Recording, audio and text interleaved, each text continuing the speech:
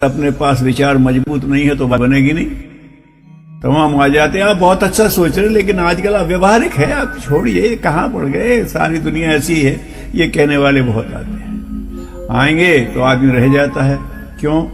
क्योंकि वो विचार का स्तर वो नहीं है जो इन बाधाओं को पार कर पाए। कभी आप देखते हैं हमारे लोगों के पास विचार तो है, लेकिन विचार बड़ा दुर्बल विचार है, निस्तेज सा विचार है। कैसा? जैसे कभी ट्यूबलाइट लगी हुई है और बिजली आई और ट्यूबलाइट नहीं उठ रही, बल्ब जल जाता है, तो कहते वोल्टेज कम है। गाड़ी है अपनी, हॉर्न तो बज रहा है, लाइट जल रही है, लेकिन सेल्फ नहीं लगता, तो कहते हैं बैटरी डाउन है भाई।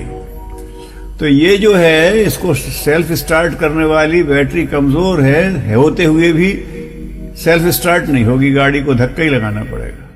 ऐसे ही मनुष्य का विचार अगर कमजोर होता है तो वो सहमति तो जता, आपका कहना ठीक है, हाँ होगा तो हम करेंगे भी, लेकिन वो मोमेंटम नहीं आता है जो समाज की परिस्थितियों को चीरते हुए, बाधाओं को हटाते हुए आगे बढ़ता चला जाए। तो इसलिए विचार के बगैर आदमी सोचे कि हम अपनी समस्याओं का समाधान कर लेंगे या अपनी प्रगति के उद्देश्य को पूरा कर लेंगे, तो संभव नहीं है। तो आदमी को विचार की शक्ति को समझना चाहिए। दृश्य संसार में विचार को सबसे बड़ी शक्ति कहा है। तो आदमी को इस बात को समझना चाहिए, जैसा कि बताया, जितने भी दुनिया के महापुरुष हुए हैं उन लोगों के विचारों को प्रभावित किया, भावना को प्रभावित किया, उनको दिशा दी है। और आज कहते नहीं साहब क्या करें, अब इतने तो विभिन्न तरह के घटिया विचार आते रहते हैं। तो ठीक है, युग ऋषि ने कहा विचारों से विचारों की काट की तैयारी रखो अपने पास। अगर आसपास वायरस चल रहा है तो अपनी जीवनी शक्ति इतनी बना के रखो कि वायरस काम न करने पावे। वही वायरस है, लेकिन सब तो बीमार नहीं हो रहे, जिनकी जीवनी शक्ति है वो नहीं हो रहे। तो ऐसे ही जैसे जीवनी शक्ति है वैसी विचार शक्ति भी है।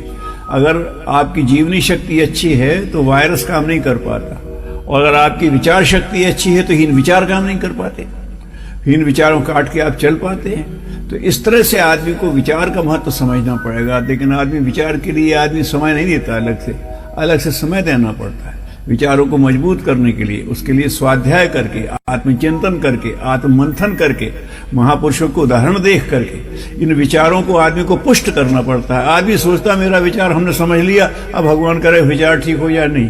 हर काम के लिए मनुष्य को अपना पुरुषार्थ करना पड़ता है। प्रकृति मदद करती है, आप हवा नहीं बना सकते, प्रकृति हवा बना देती है। लेकिन आपको अगर स्वस्थ रहे तो गहरी सांस तो आपको, प्राणायाम तो आपको ही करना पड़ेगा। नहीं साहब हम तो बैठे हैं और ये प्राणवायु हमारे अंदर चली जाए, नहीं, आपको श्वास के लिए मेहनत करना पड़ेगी।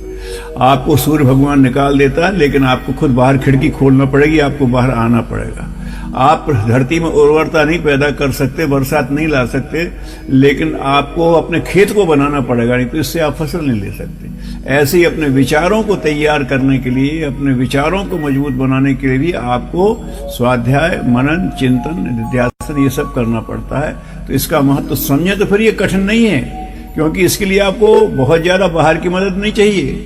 विचार मिलते रहते हैं, आपको वो कर सकते हैं। थोड़ा सा अगर तालमेल बिठाएं तो अगर विचारों की शक्ति हम कर सकें तो अपना हमारा व्यक्तिगत जीवन भी अच्छा हो जाए, पारिवारिक जीवन भी बेहतर हो जाए और समाज भी आदर्श दिशा में चल सके। तो हम सबको विचारों के बारे में बहुत जागरूक होना चाहिए। उस दिशा में भगवान से प्रार्थना तो करनी चाहिए, लेकिन अपना पुरुषार्थ भी करना चाहिए।